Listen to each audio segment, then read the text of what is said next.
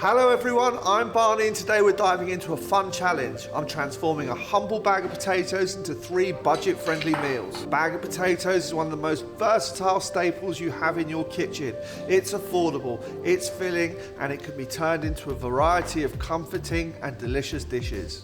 So the 3 recipes I'm going to make for you today are, I'm going to do a brunch rosti, I'm going to do a waste nothing loaded fries dish, and I'm going to do a sausage and mash potato topped pie.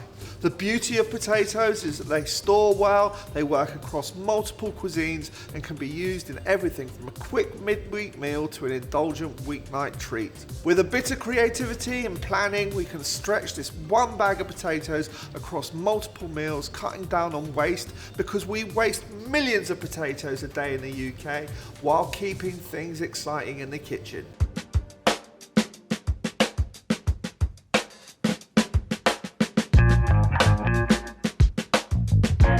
So the first recipe we're doing is this brunch rosti. I absolutely love this recipe. It's a recipe I make all the time on weekends. I top it with different things. Here we're topping it with some mushrooms and some tomatoes. I think people think grating is just grating, which it is, because you can grate any way you want. You're going to end up with grated potato or grated cheese. Grating a potato like this is going to give you much longer strands of potato than grating a potato like this. And because I want the rosti to have lots of texture, I'm going to grate it long ways. So for this rosti, we want to grate 2 medium-sized potatoes.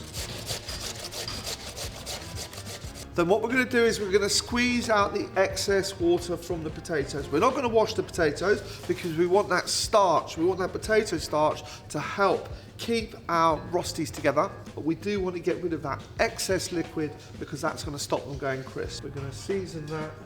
You can add whatever you want to this. This is now a blueprint. You could add whichever herbs you wanted to. You could add chili to this. You can add other ingredients to it, but we're going to keep things quite simple and we're just going to add some thyme leaves, extra flavour, a bit of olive oil. You could add clarified butter. You could add butter to this, but it does need a little bit of fat adding to it. Now it's quite important that once you've grated your potato, you cook it reasonably quickly, because if you don't, it will oxidise, it will go brown. Mould it into a kind of burger shape, and that just goes in the pan, like so. And we're going to leave that to fry and become crispy, so it's going to about 5 minutes on one side, then on the other side to cook through. And as it starts to fry, it's going to hold together. So I'm just going to put my other rosti in the pan. We've got 2 mushrooms. We've got 1 tomato, which we're going to halve. We're going to make a garlic oil. We're going to add some nutmeg for flavour. This lovely garlic oil just gets brushed over the tomatoes, and we'll drizzle the rest of that in mushroom pack. We're going to pop that under the grill whilst the rostis cook. They're going to take about 10 minutes, then we're going to stack everything up.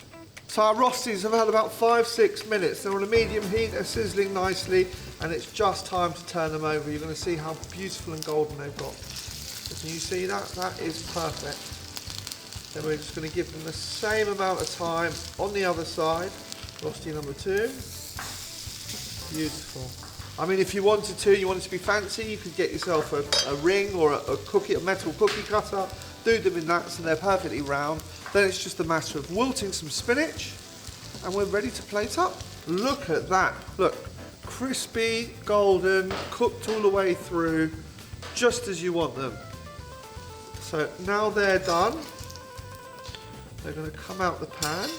Most of that garlic oil that we cooked the mushrooms and tomatoes in.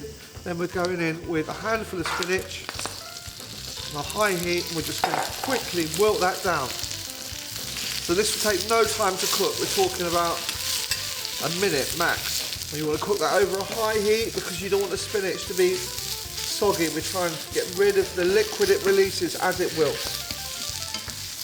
Salt and pepper and that nutmeg that we had going through the mushrooms and tomatoes. There, our spinach is ready.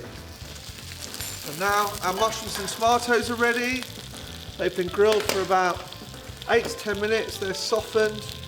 So the mushrooms, you can see, are completely cooked through. The tomatoes are soft and grilled and really juicy. Now it's just a matter of stacking the rosti up and serving. Now you could do this how you wanted. You could do it like a vegetarian breakfast and have everything separate, but it's quite nice to pile it all up high. So for this, I'd simply get a rosti, and we're going to get half our spinach. It's going to go on the rosti, and then I'm going to get one of these grilled mushrooms. On that goes half a tomato, and that is a beautiful brunch stack. You can drizzle that with whatever you want. At the moment it's vegan. We've got some warm shop-bought hollandaise that works really nicely with this. I think just a spoonful of that over the top. Grind pepper. And there is our recipe number 1, our brunch rosti stack. That's fantastic. Brilliant idea for potatoes. Next up, we've got our sausage leek and mash pie. This is the sort of thing I make with a leftover roast, but we're not. We're going to make one from scratch with sausages rather than a roast, but I'll talk you through it. So first off, I've got a pan, a bit of oil, and then we're going to take some sausages and we're just going to squeeze the sausages into the pan, and we're going to cook the sausage meat down until it's nice and crispy. Here we've got 6 sausages, and when all our sausages are in the pan, we just want to break up that sausage meat at the back of a spoon. We want it to crumble just like mince. Whilst our sausages are browning, because these are going to take a good 8 to 10 minutes to brown, I'm going to get on with our leeks. So if you already had cooked leeks or cooked cabbage, you wouldn't need to sweat them down, but we are working with raw leeks, so we're just going to add some oil to this pan. And then for our leeks, we're just going to halve them. We want to slice them into thin rounds. We're shredding the leeks. And they're going to go into our pan just to cook down.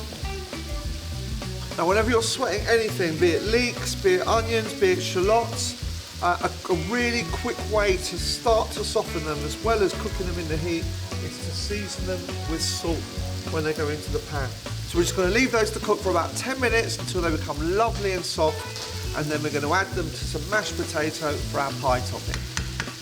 On with our sausages. As the sausages cook, mash them, back of the spoon. So can you see that our sausages are all lovely and crispy and brown and sizzling? We're going to add a tablespoon of plain flour, which is just going to help thicken our sauce. And we want to cook that out for a minute or 2. That's just going to cook with the fat from the sausages. And when that's made a sort of lovely wet sand textured sandy paste.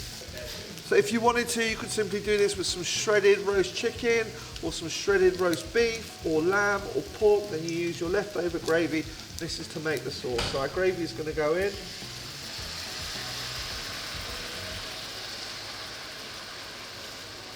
To a simmer. Again, if you had leftover vegetables, this is where you would add the leftover vegetables. Here we have some raw kale, which we've shredded down.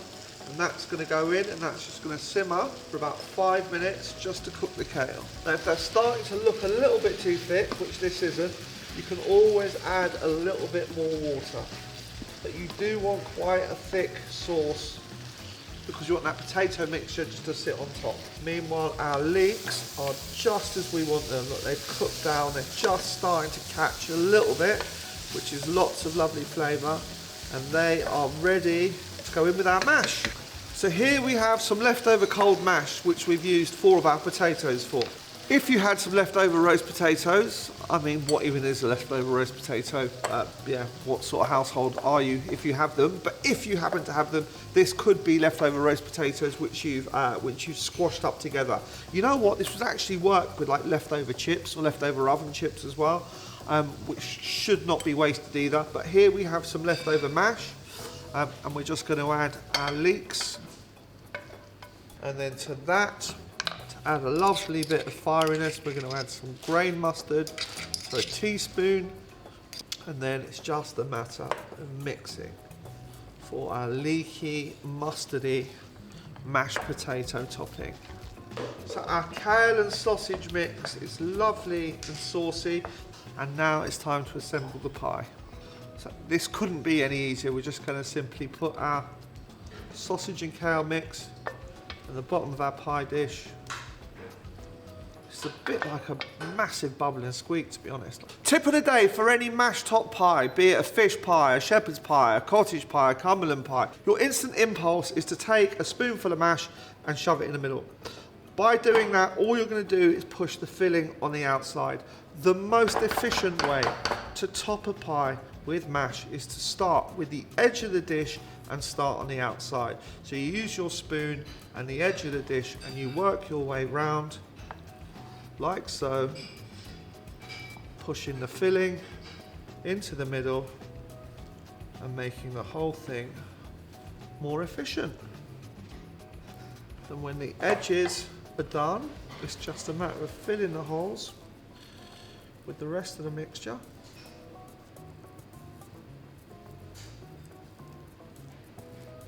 So there we have our pie topped with mash. Now the next bit is totally optional, but we happen to have some rindy bit of cheese in the back of the fridge, so we're going to top it with cheese. Leeks and cheese go beautifully together. Mash and cheese work really well together as well. A bit of cheddar that we had in the fridge over the top. So that's how pie assembled. Now if you wanted to get ahead and you wanted to chill this, then I would bake it. I'd bake it for about half an hour at about 200, 180 fan. But as everything is already hot, our mash is hot, our leeks are hot, and our filling's hot, I'm simply going to pop this under the grill for about 5 to 10 minutes until it's golden and bubbling, and then it'll be ready to eat. I mean, that's taken no time at all. The cheese is melted, the topping's all crispy, it's ready to serve.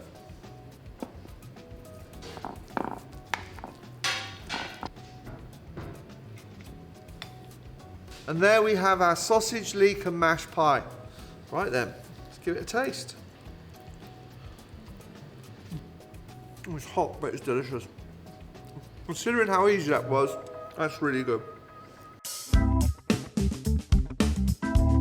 On to our last recipe. We have 4 potatoes left from our bag, and we are going to make our no waste wedgies.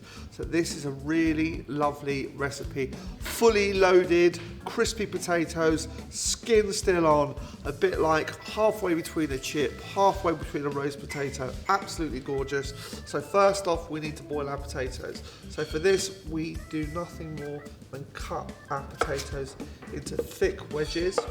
So a large potato like this, I'm going to cut into maybe 6, and then we just need to put these in some water.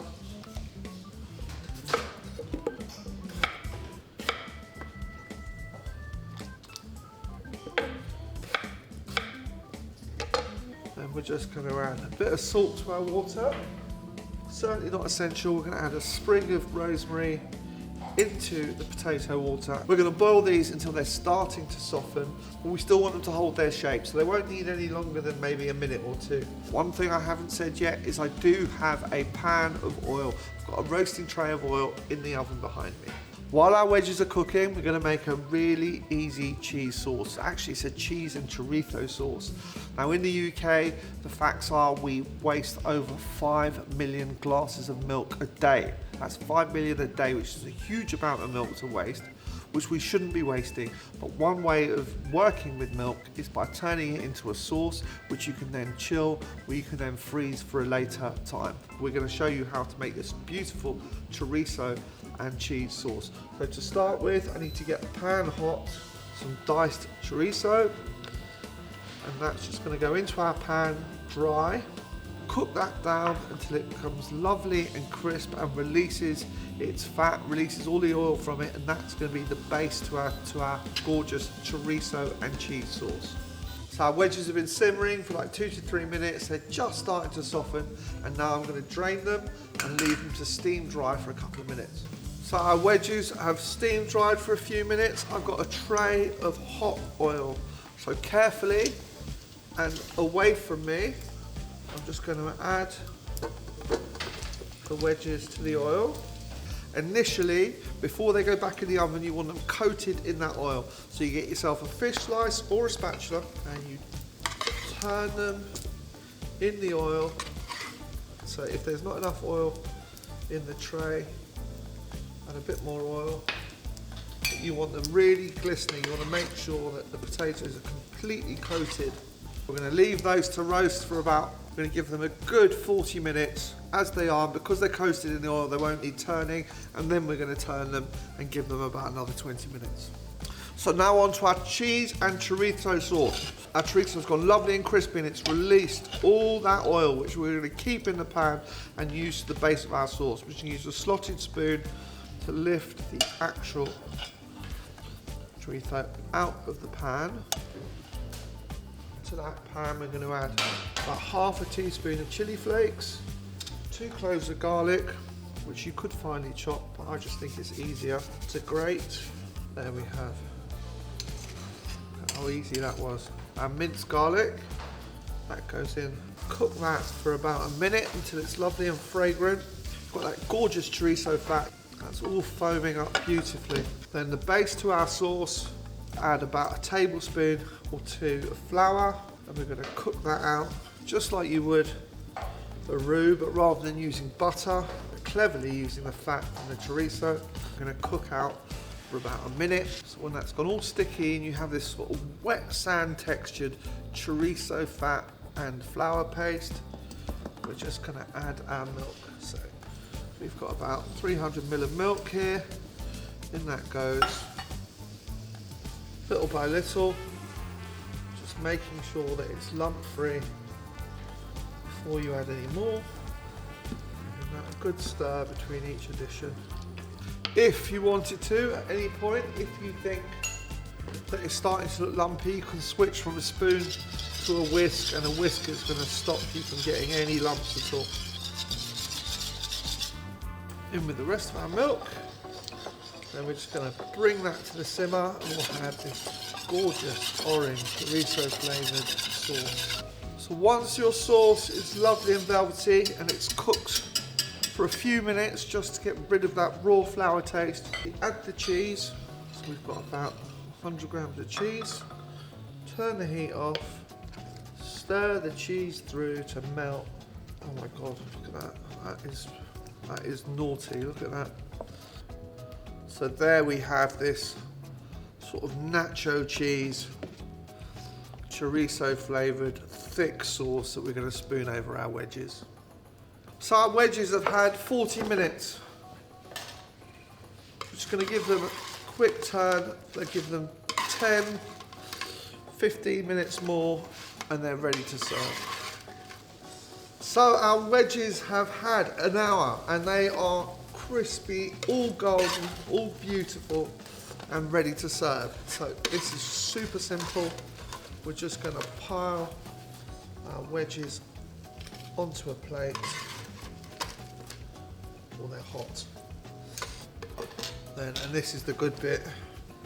We've got our cheese sauce. Give it a stir. Skinned over a little bit. Just stir that. And filthy chorizo cheese sauce. I mean, look at that. Just goes over our wedges. Oh. And we're going to finish that with the chorizo that we've crisped up.